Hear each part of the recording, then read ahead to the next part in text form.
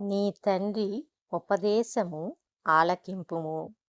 నీ తల్లి చెప్పు బోధను త్రోసివేయకుము. అవి నీ తలకు సొగసైన మాలికయు, నీ కంఠమునకు హారములై యుండును. పాపులు నిన్ను ప్రేరేపింపగా ఒప్పకుము. మాతో కూడా రమ్ము, మనము ప్రాణము తీయుటకై పొంచియుందము. నిర్దోషి అయిన ఒకని పట్టుకొనుటకు దాగియుందము. పాతాళము మనుష్యులను మృంగివేయునట్లు వారిని జీవముతోనే మృంగివేయుదుము. సమాధిలోనికి దిగువారు మృంగబడునట్లు వారు పూర్ణ బలముతో నుండగా మనము వారిని మృంగివేయుదము రమ్ము అని వారు చెప్పునప్పుడు ఒప్పకుము.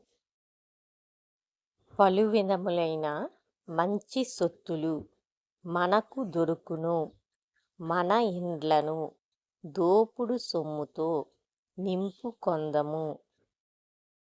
నీవు మాతో పాలివాడవై ఉండుము.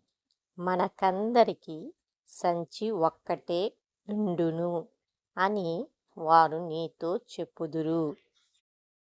నీవు వారి మార్గమున పోకుము.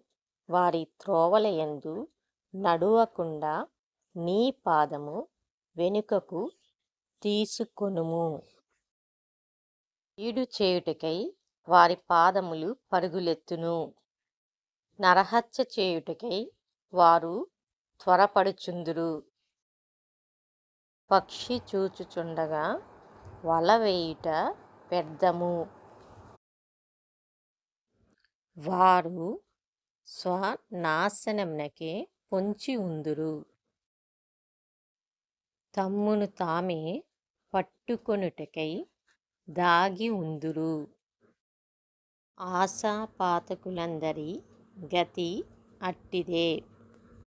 దానిని స్వీకరించువారి ప్రాణము అది తీయును.